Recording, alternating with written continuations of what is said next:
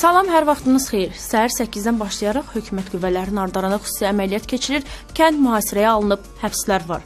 Efirdə Azadlığa Live-da bizimlə qalın. Nardaranda nə baş verir? Şərhçilərin fikirləri. Davutoğlu deyir ki, Rusiya Suriya böhranını Türkiyə-Rusiya böhranına çevirir.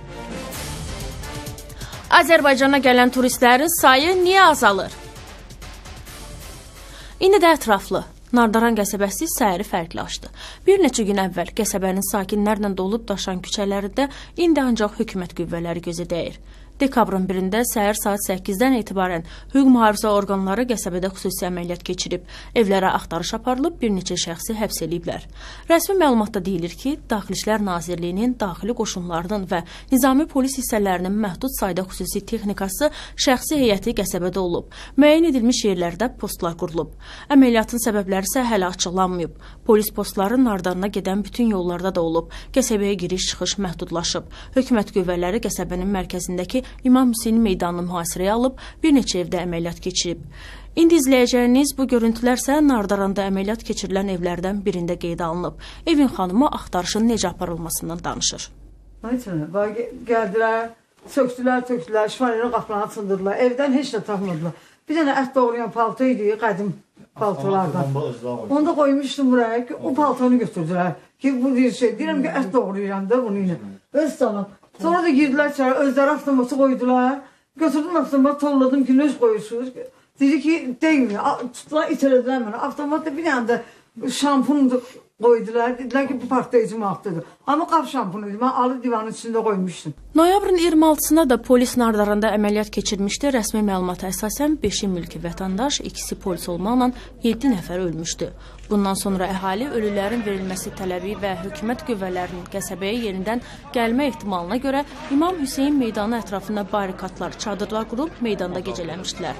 Nardaran Ağsaqqallar Şurasının sədri Natiq Kərimovun sözlərinə görə hökumətdən zəng vurub ona deyiblər ki, çadırları meydandan götürməsələr və meydanı boşaltmasalar kəndə qoşun yeridiləcək. Noyabrın 30-da Nardaranın mərkəzi küçəsində quraşdırılan barikatlar sökülmüş, əhali evlərinə dağılışmışdı. Sabunçu rayon icra hakimiyyəti təmizlik işlərinə başlamışdı. Bir gecənin içində nə baş verdi? Nəzərə alsaq ki, sabah orada İmam Hüseynin 40 mərasimi qeyd ediləcək və minlərlə adam oraya yığılacaq. Çox güman ki, hakimiyyətdə belə qərara gəldilər ki, sabah ölənlərin dəfni, eyni zamanda dini mərasim, protestlərin yeni dalğası, yeni problemlər yarada bilər və bugün keçirilən əməliyyat elə bil ki, onun qarşısını alınmasının bir tədbiridir. Hər halda görür, ehtiyat ediblər, ya da ki, konkret informasiyalar var, ya əməliyyat məlumatları var ki, bunlarla bağlı, ona görə də ehtiyat tədbirləri görürlər. İdeoloji məsələ ilə bağlı olan hər hansı bir əməliyyat addımı, xüsusilə dinlə bağlı olan məsələlər birdən-birə yatmır. Bu ideologiyadır, bunun dindir, bu uzun çəkəcəkdir. Tərəfdarları filanzadır, birdən-birə sakitləşəsi deyil. Bundan öncəki əməliyyatda Müsəlman Birliyi Hərəkatının sədri Talib Ağırzadə də daxil 14 nəfəri həbs ediblər. Rəsmi məlumatda deyilir ki, Talib Ağırzadə və bir neçə şəxs dövlətin konstitusiya quruluşunun zorla dəyişdirilməsi şəriət qanunları ilə idarə edilən dini dövlət qurulması məqsədi ilə Müsəlman Birliyi adlı hərəkət yaradıblar. Müsəlman Birliyi Hərəkatı isə belə bir ideyalarının olmadığını deyir. Bu hərəkət rəsmi qeydiyyatdan keçməyib. İranın Azərbaycandakı səfirliyi də Nardaran olaylarından bağlı bəyanat yayıb bildirib ki, İran heç vaxt Azərbaycanın daxili işlərinə qarışmaq məqsədi güdməyib. Nardaran hadisələrinin baş verməsindən heç bir rolu olmayıb. Hələlik Nardaran hadisələrində Tehranın rolu barədə hər hansı rəsmi bəyanat səslənməyib. Amma sosial şəbəkələrdə və ayrı-ayrı media orqanlarında bu qəsəbədə baş verənlərə görə İranı ittiham edənlər də var. Rəsmi Ankara deyir ki, Rusiya Türkiyənin hava məkanını pozduğunu örtbasdır eləyir. Baş nazir Əhməd Davutoğlu bildirib ki, Rusiya onları əsassız olaraq İslam dövləti yaralılarını dəstəkləməkdə ittiham eləyir. Davutoğlu dekabrın 1-də bir daha Rusiyanı dialoq üçün hərbi və diplomatik kanalları açıq saxlamağa çağırıb. O, Rusiyanın mövqeyinin Suriya böhranını Rusiya-Türkiyə böhranına çevirdiyini söyləyib. Bundan əvvəl Prezident Putin demişdi ki, İslam dövləti yaralılarının nəzarət elədiyi ərazilərdə çıxan neft Türkiyəyə daşınır, Su-24 təyyarəsini vurmaqda məqsəd neft daşınan marşrutu mühafizə eləmək olub. Xarici xəbərləri izləyək. ABŞ prezidenti Barack Obama bildirib ki, Türkiyənin öz ölkəsi və hava məkanını qorumaq haqqı var. O bunu dekabrın 1-də Parisdə keçirilən iqlim konferansı çərçivəsində Türkiyə ilə həmkarı Rəcəb Tayyib Ərdoğanla görüşdə deyib. Obama deyib ki, onlar Rusiya ilə Türkiyə arasındakı gərginliyin azaldılması və məsələnin diplomatik həlli yollarını müzakirə ediblər. Obama Ankara ilə Moskvanı aralarındakı gərginliyi aradan qaldırmağa və səylərini ümumi düşmən olan İslam Dövləti qrupu ilə mübarizəyə cəmləşdirməyə çağırıb. Türkiyə Hərbi Hava Qüvvələrinin noyabrın 24-də Suriya sərhədi yaxınlığında Rusiyanın Su-24 təyyarəsini vurmasından sonra iki ölkə arasında münasibətlər gərginləşib. Ankara təyyarənin ölkənin hava hüdudlarını pozduğunu deyir. Rusiya ittihamı rədd edir. Ukrayna prezidenti Petro Poroshenko Rusiya vətəndaşı Vladimir Starkovu əfv eləyib. O, Donbasda Rusiyapərəst separatçıların tərəfindən döyüşdüyünə görə 14 il azadlıqdan məhrum edilmişdi. Prezident onu Ukraynalı hərbi qulluqçu Andrey Hrisanovla dəyişmək üçün azad edib. Poroshenko bunu Kiyevdə azad edilmiş Ukraynalı hərbi qulluqçu Andrey Hrisanovla görüşdə deyib. Onun sözlərinə görə 81-ci Desant Briqadasının bölmə rəisi Hrisanov 18-ci cəhddə azad edilib. Hərbiçi bu ilin avqustunda Donbasda əsir götürülmüşdü. Rusiya ordusunun mayoru Vladimir Starkov isə bu ilin iyulunda Ukraynadakı hərbi nəzarət buraxılış məntəqələrindən birində saxlanmışdı. Ötən ilin aprelindən bu yana Ukraynanın şərqində Ukrayna ordusu ilə Rusiyapərəst separatçılar arasında gedən döyüşlərdə 8000-ə yaxın adam ölüb. Sentyabrdan bölgədə atəşkəs rejiminə tam əməl olunur. Rusiyanın etirazına baxmayaraq NATO'nun Montenegronu təşkilata qoşulmağa dəvət edəcəyi gözlənir. Diplomatların sözlərinə görə dekabrın 2-də Montenegroya rəsmi şəkildə NATO'ya qoşulmaq təklif olunacaq. Həmçinin NATO'nun baş katibi Stoltenberg bunun dekabrın 1-də başlayan Brüssel görüşündə gündəlikdə olan əsas məsələlərdən biri olacağını bildirib. Rusiya xəbərdarlıq edib ki, Montenegronun NATO'ya qoşulmasına təxribat kimi baxacaq. Brüssel görüşündə həmçinin Türkiyədə hava hücumlarından müdafiə sisteminin gücləndirilməsi, Əfqanistan qüvvələrinin maliyyələşdirilməsi və NATO-Rusiya münasibətləri də müzakirə olunacaq. 2009-cu ildə Xorvatiya ilə Albaniya da NATO'ya qoşulub.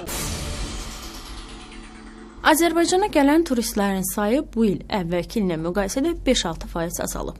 Halbuki bu il ölkədə Avropa oyunları kimi böyük tədbir keçirilmişdi. Həm də o səbəbdən ki, ölkəyə turist cəlb olunsun. Dincəlmək istəyənlər niyə Azərbaycanı seçməyi istəmir? Cavab reportajda. Avropa oyunları başladı və bitdi. Rəsmi hesablamalara görə bu yarışlar Azərbaycana $1 milyard başa gəldi. Hökumət rəsmiləri deyirdi ki, ölkəyə çox sayda turist gələcək və Azərbaycan bu tədbirdən qazanclı çıxacaq. Mədəniyyət və Turizm naziri Əbülfəz Qarayev də Avropa oyunlarının ölkədə turizmin inkişafına tövbə verəcəyini demişdi. Görəsən, bu proqnozlar özünü doğrultdumu?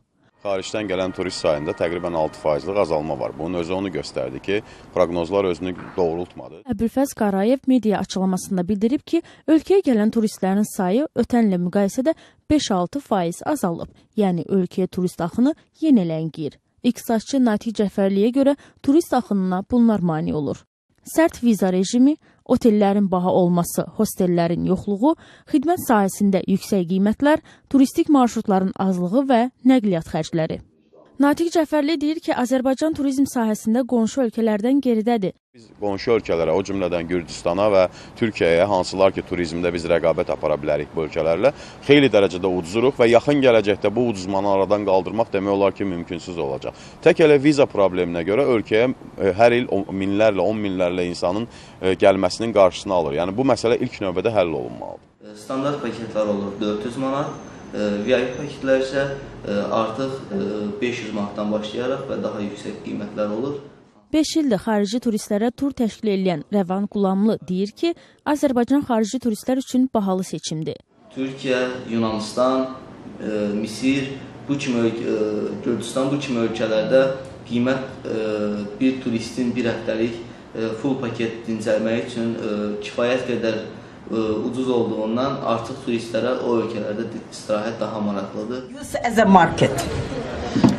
Rəvan Qulamlı turist axınını əngəlləyən səbəblərə aviabilet qiymətlərini də əlavə eləyir. Bir turistin bir Avropa ölkəsindən Türkiyəyə və yaxud da Yunanistana, Gürcüstana getmək üçün 200 euro aviabiletə bəs edirsə, amma Azərbaycan üçün bu qiymət artıq 400-500 euro olur və o turist düşünür və ekonom bir variant seçir öz üçün.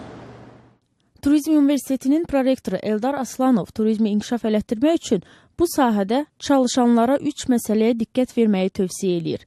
infrastruktur, yollar, viza alma şərtləri, otel və hostellər, ucuz və keyfiyyətli xidmət, marketinq, turizm şirkətlərinin sezonla yox, 365 gün çalışması.